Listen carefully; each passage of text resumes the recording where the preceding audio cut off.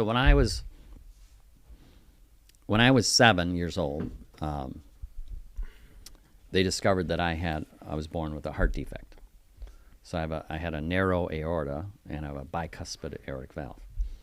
So they decided to do an experimental surgery. I was one of the first kids in the country. I had open heart surgery when I was 7, and they cut out the narrow and sewed the two ends of the aorta together. And so I spent now that today you would be in the hospital for a week. I spent 3.5 months in the hospital. Oh my gosh. Alone, right? With strangers coming and going in the beds. There was 4 beds in the room. Strangers coming and going. I do remember the nurse giving me the sponge bath. But I was 7, but my parents were busy. They couldn't visit too often. My dad came by once in a while, not very often. My mom came more often, but she had 10 other kids to worry about. That's crazy, yeah. So I distinctly remember to this day, I remember in bed thinking to myself, I need to work twice as hard as everyone else because my life might not be as long as everyone else's.